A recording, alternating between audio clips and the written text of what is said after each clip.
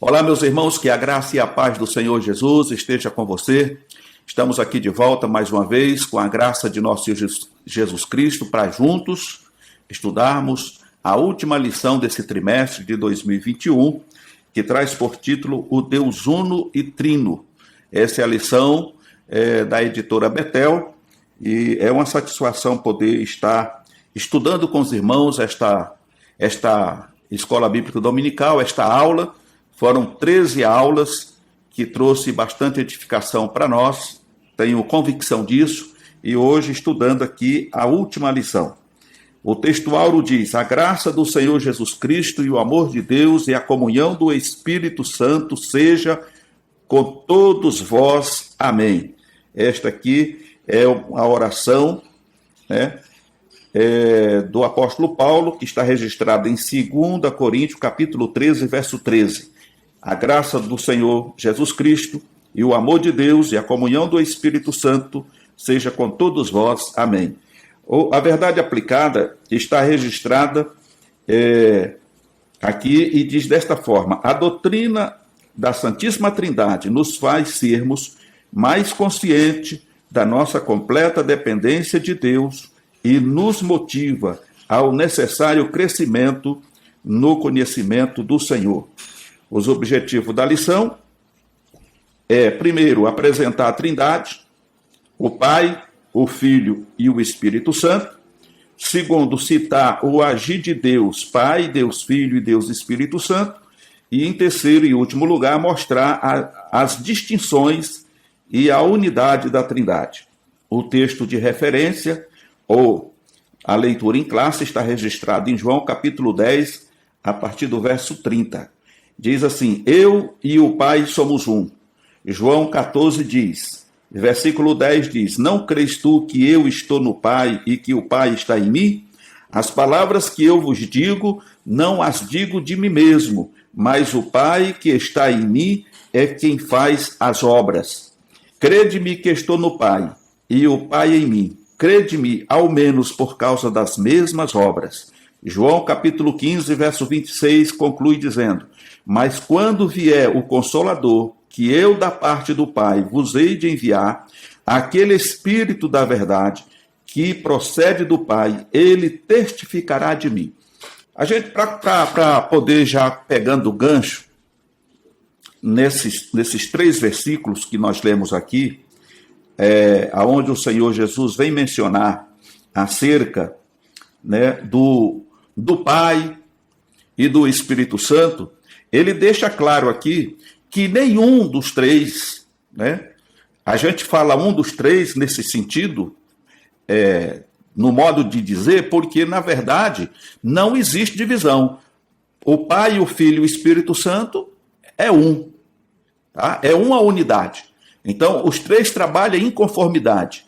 É Deus Pai, Deus Filho, Deus Espírito Santo. Então, quando o Senhor Jesus está falando aqui, falando para os discípulos, quando eles não estavam conseguindo entender que o Senhor Jesus estava no Pai e que o Pai estava nele, automaticamente Jesus era a representação direta, inclusiva de Deus aqui na terra.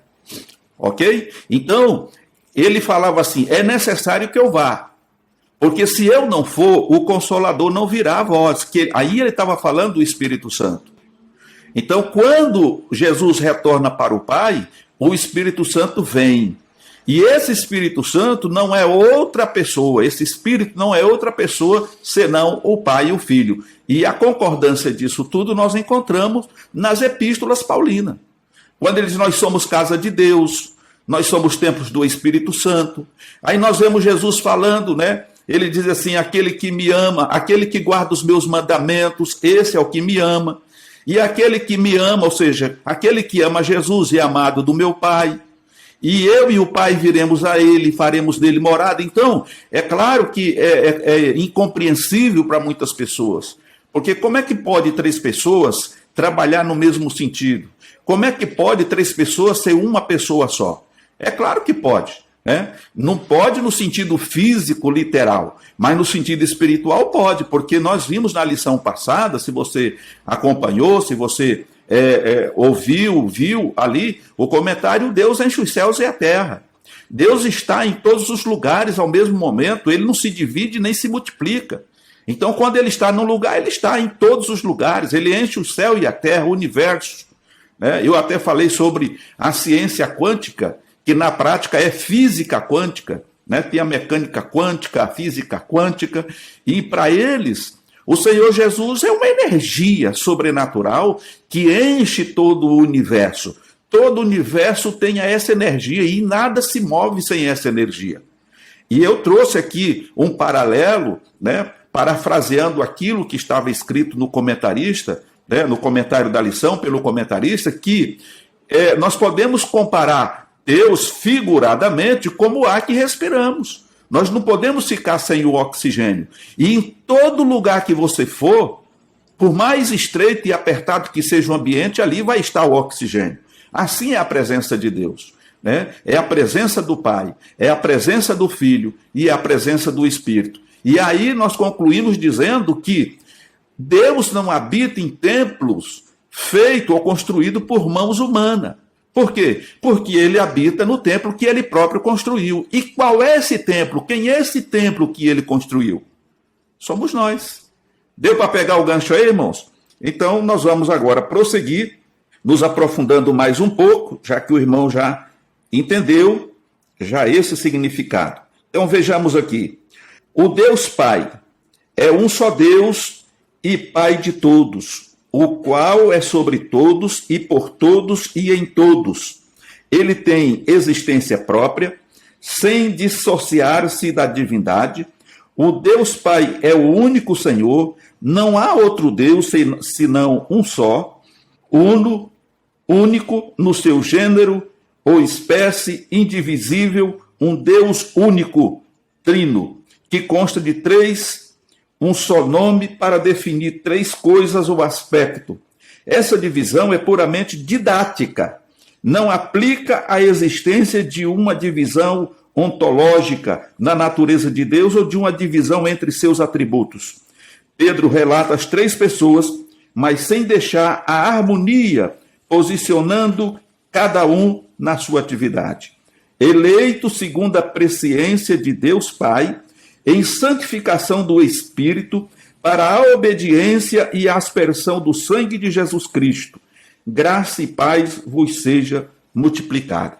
Então nós podemos ver aqui que nessa divisão, né, quando a gente olha aqui a grosso modo e de uma maneira física, a gente entende que seria três pessoas, mas nós vemos que desde o início do texto, e aí nós temos a referência aqui em Efésios 4, verso 6, Deuteronômio capítulo 6, verso 4, 1 Timóteo capítulo 2, verso 5, aonde vai sempre afirmar, Deus é único, e ele diz, eu sou o único Deus, e fora de mim não há Salvador. E aí as pessoas ficam confusas. Mas como que pode? Se Deus é único, aonde que entra Jesus? E aí a gente tem que voltar lá no início, ou pelo menos lá no Evangelho de João, no início do capítulo do Evangelho de João, quando diz assim, no princípio era o verbo. Está falando ali de quem? De Jesus. O que é verbo? Verbo é palavra. Então Jesus é a palavra de Deus. No princípio era o verbo, e o verbo era Deus, e o verbo estava com Deus. Ou melhor, o verbo estava com Deus e o verbo era Deus. E nada do que foi feito se fez sem o verbo, porque tudo foi feito através da palavra de Deus. E o Espírito do Senhor estava ali. Ok? Então, o Pai em nenhum momento nos deixou só. Quando Adão e Eva estavam lá no Éden, Deus cuidava deles, assistia a eles ali. A partir do momento que o homem caiu, Deus já tinha o projeto pronto. Então veio Jesus para fazer o resgate. E permaneceu com eles aqui por 3 anos e meio. Quando Jesus volta para o Pai, Jesus diz assim, eu não vos deixarei órfãos, enviarei o Consolador. E depois aconselho os discípulos a permanecer em Jerusalém até que do alto fosse revestido do poder. E o Espírito Santo veio, eles receberam dons especiais para poder dar sequência. E aí ele disse, e esse Espírito, o Consolador, que eu da parte do Pai enviarei, estará convosco para sempre. Mas depois, quando ele lá, se não me falha a memória, lá no final de São Mateus, do Evangelho de Mateus, ele diz assim, e estarei convosco todos os dias até a consumação dos séculos. Ele está conosco através de quem? Do Espírito Santo, que é o próprio Deus, que é o próprio Cristo. Amém? Louvado seja o nome do Senhor. O Criador, os céus manifestam a glória de Deus e o firmamento anuncia a obra das suas mãos. No princípio criou Deus os céus e a terra. Deus criou o sol, a lua, as estrelas, criou o homem e a mulher, criou todo o ser vivente, criou o mar e toda uma exuberante natureza admirada por todos nós. Ninguém pode negar o poder criador de Deus. A perfeição na criação é de encher os olhos. Tudo o que foi feito, viu Deus que era muito bom. O que mais impressionou, ou o que mais impressiona, é que o mar não derrama nenhum firmamento, não derrama e nem o firmamento cai. Nenhum artista plástico renomado como foi Roberto Burle Marx, conhecido internacionalmente ao exercer a profissão de paisagista, poderia descrever ou desenhar a natureza de Deus com tamanha formosura. Então nós vemos aqui, mais uma vez, a soberania de Deus. Como ele se comportou diante da sua criação. E o que ele fez, ninguém consegue imitar. Não existe uma sombra de alguém que pintou, desenhou e disse assim, olha, está mais ou menos parecido com o que Deus criou. Não, é impossível. Então Deus foi perfeito em toda a sua criação. Louvado seja o nome do Senhor Jesus. Em segundo lugar, nós temos aqui o Deus Filho, que compõe as três pessoas da Trindade. São distintas em suas manifestações, mas pertencem à mesma essência, indivisível e eterna. Como registra Tyson, palestra em Teologia Sistemática, da editora Batista Regular, o credo atanasiano expressa a crença trinitariana da seguinte maneira: adoramos um Deus em trindade, e trindade em unidade, sem confundir as pessoas, sem separar a substância. No princípio era o Verbo, e o Verbo estava com Deus, e o Verbo era Deus. Ele estava no princípio com Deus, e o Verbo se fez carne, e habitou entre nós, e vimos a sua glória, como a glória do unigênito do Pai, cheio de graça e de verdade. Jesus veio cumprir a sua missão, e foi fiel e obediente ao Pai, em tudo, mesmo sendo em forma de Deus. Aí, eu quero frisar aqui um ponto, aonde o apóstolo, o apóstolo Pedro, o apóstolo Paulo, ele vai dizer que nós não conseguimos compreender a palavra de Deus, que é algo que trata no âmbito espiritual, com uma mente natural. É por isso que está escrito, o homem natural não pode entender isso, porque para entender esses mistérios, essa divisão que não é divisão, que é a mesma essência, que são três pessoas que fazem parte de uma unidade, só através do Espírito Santo. Amém? Sem o Espírito, irmão, não conseguimos entender. E mesmo para aqueles que são crentes, já receberam o Espírito Santo, talvez não seja batizado com o Espírito Santo, mas já receberam o Espírito Santo, eles têm dificuldade para compreender, porque é coisa que foge à nossa capacidade de entender, de mensurar, entendeu? Mas aqui está a prova. O Senhor Jesus foi o Verbo, ele se humanizou, encarnou e habitou entre nós e pagou o preço para nos resgatar.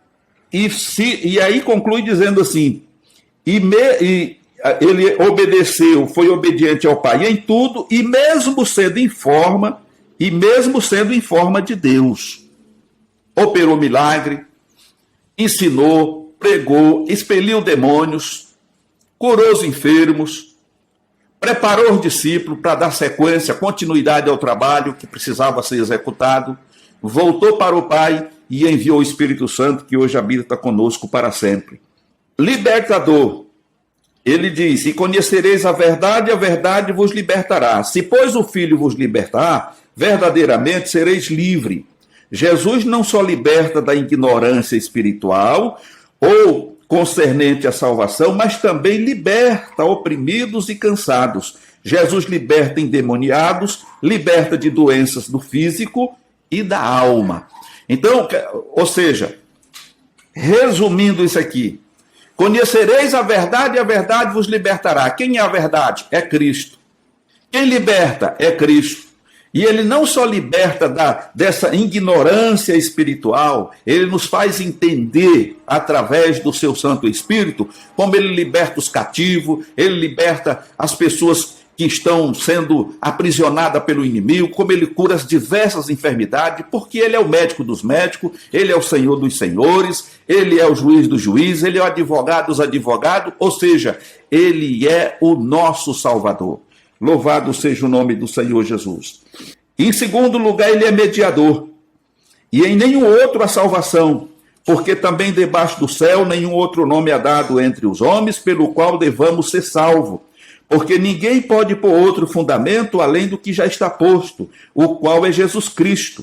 Disse-lhe Jesus: eu sou o caminho e a verdade e a vida. Ninguém vem ao Pai senão por mim. Somente em Jesus, o Filho do Deus vivo, há salvação. Então vejam, meus queridos, que o Senhor Jesus, ele não abre brecha para nenhum outro Deus ou para nenhuma outra divindade. Ele é o mediador entre Deus e o homem. Ponto. Ele é o caminho, a verdade e a vida. E ninguém vem ao Pai se não for por ele. Para chegar a Deus tem que passar por Jesus. Amém? Então, se nós que somos salvos, aceitamos o Senhor Jesus como nosso Salvador e temos plena convicção disso, nós precisamos adorar esse Deus glorioso, porque Ele nos amou. Desde antes de sermos formados, o Senhor já nos conhecia. Louvado seja o nome do Senhor, nosso Deus. Nós vimos na lição anterior que Deus nos conheceu antes de sermos formados no útero ou no ventre da nossa mãe. O Senhor já nos conhecia e estava ali anotando no seu livro, passo a passo, tudo aquilo que estava acontecendo e o que ia acontecer no futuro. É por isso que a palavra de Deus nos afirma que o nosso tempo, ele está contado, os nossos dias estão contados. Você nasceu, você desenvolveu, você cresceu, se tornou adulto, talvez já está ficando velho, ou já envelheceu, e não vai demorar muito. Os seus dias aqui vai findar, porque assim Deus planejou, Ele planejou. E não há nada que eu ou você possamos fazer contra isso, porque Ele é soberano. Aleluia. Então vejamos aqui o terceiro ponto, diz: respondeu-lhe, pois, Simão Pedro: Senhor, para quem iremos nós? Tu tens as palavras da vida eterna, e nós temos crido e conhecido que tu és o Cristo, o Filho de Deus. Porque Deus amou o mundo de tal maneira que deu seu Filho unigênito, para que todo aquele que nele crê não pereça, mas tenha a vida eterna. Porque Deus enviou o seu Filho ao mundo, não para que condenasse o mundo, mas para que o mundo fosse salvo por ele. Daniel Pecota, Teologia Sistemática, ele diz: a obra salvífica de Cristo é a coluna central no templo da redenção divina. Podemos compará-la também ao eixo em torno do qual gira toda a atividade de Deus na revelação. Então, Simão Pedro, ele entendeu que fora do Senhor não havia salvação. Por quê? Porque o Senhor sempre teve e tem palavras da vida eterna. O Senhor nos deu a vida eterna a partir do momento que nós viemos a crer nele. Parece que o profeta Isaías diz assim: olhai para mim e sereis salvos todos vós, todos os termos da terra. Então, olhar para Jesus traz um significado importante para as nossas vidas. Quando olhamos para aquela cruz, aonde Jesus foi crucificado e ali derramou seu sangue, nós somos conscientizados através da pregação, porque a fé vem pelo ouvir e ouvir a palavra de Deus, e convencido pelo Espírito Santo que nos mostra o nosso estado de miserabilidade diante de Deus, e isso faz com que nos quebrantemos e nos voltemos para Deus com o coração quebrantado e arrependido, para receber de Deus esse amor tão perfeito que registra João 3,16. Porque Deus amou o mundo, Deus amou a mim, a você e toda a humanidade. É lógico e claro que nem todos vão aceitar porque não creem, e outros até podem crer, mas não querem abrir mão das coisas do mundo. Então eles vão perecer igualmente. Mas nós devemos permanecer firmes, louvando e exaltando o nome do Senhor por tão grande salvação que Ele nos concedeu. Louvado seja o nome do Senhor Jesus. O terceiro ponto vai falar aqui do Deus Espírito Santo. Nas Escrituras Sagradas, o Espírito Santo é expressamente chamado Deus. Ele possui os atributos de Deus. E nas Escrituras Sagradas, o Espírito Santo é expressamente chamado Deus, ele possui os atributos de Deus, realiza atos e obras de caráter divino. Ele é o próprio Deus Espírito, ele tem existência própria, sem dissociar-se da divindade. O Espírito Santo tem muitas funções, ele nos ensina todas as coisas e nos faz lembrar de tudo que Jesus nos falou. É identificado como Senhor. Então veja bem, o Espírito Santo, ele é uma pessoa. É uma pessoa que tem sentimento, ele se alegra, ele se entristece, ele pode ser rejeitado.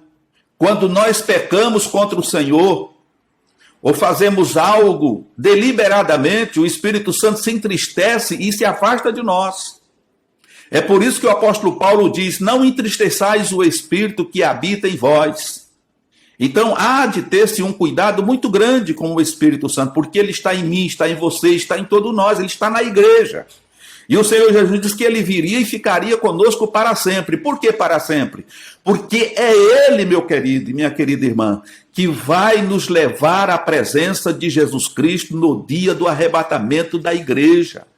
É ele que vai fazer com que os nossos corpos sejam ressuscitados naquele dia, quando Jesus voltar.